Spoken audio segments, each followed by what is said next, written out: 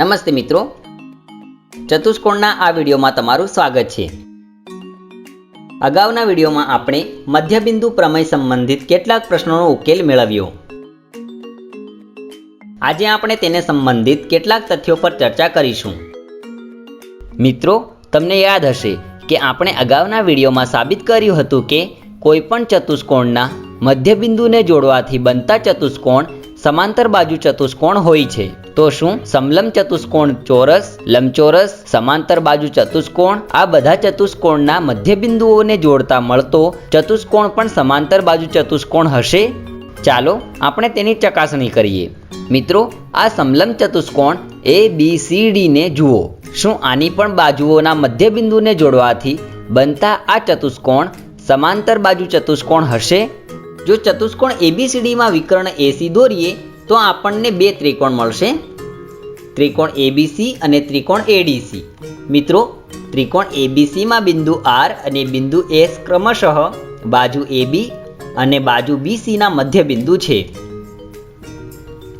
જો આપણે આમાં મધ્યબિંદુ પ્રમેયનો ઉપયોગ કરીએ તો રેખાખંડ RS બાજુ AC ને સમાંતર અને લંબાઈમાં AC ની અડધી થશે।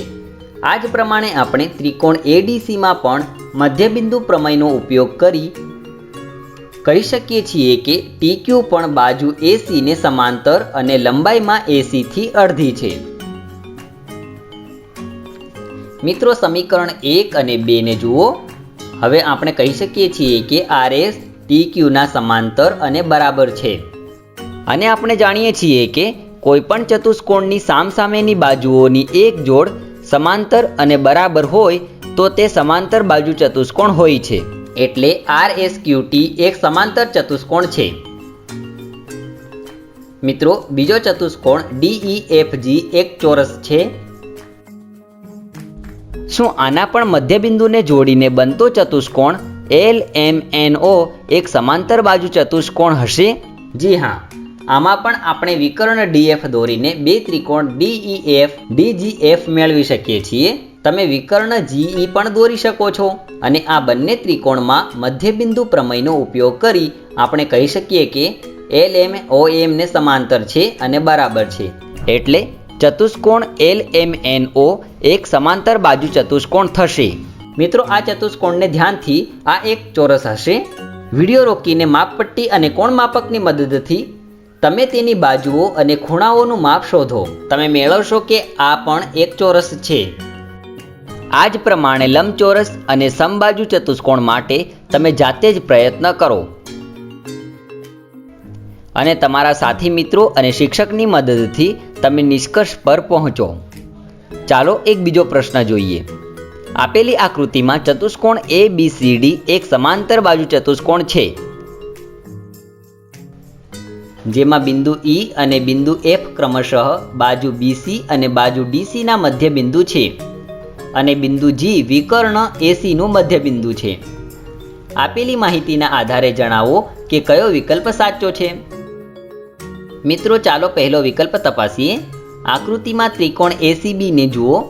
બિંદુ E અને બિંદુ G ક્રમશઃ બાજુ BC અને બાજુ AC ના મધ્યબિંદુ છે, એટલે મધ્યબિંદુ પ્રમેય મુજબ GE બાજુ AB ને સમાંતર અને તેની લંબાઈની અડધી થશે।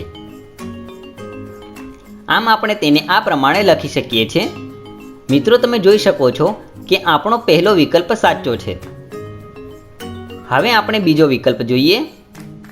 આપણને આપ્યું છે કે ABCD એક સમાંતર બાજુ ચતુષ્કોણ છે, એટલે બાજુ AD અને BC બરાબર થશે અને બિંદુ E બાજુ BC નું મધ્યબિંદુ છે, એટલે BE બરાબર થશે EC ના।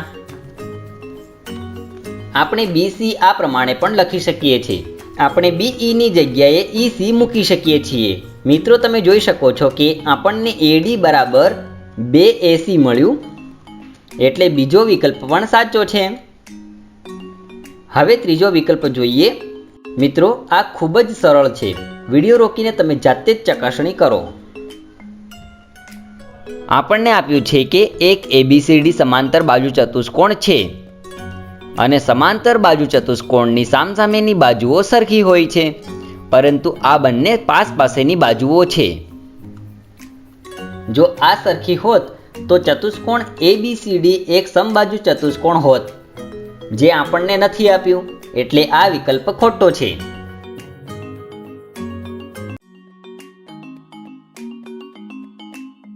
આ વિડીયોમાં બસ આટલું જ.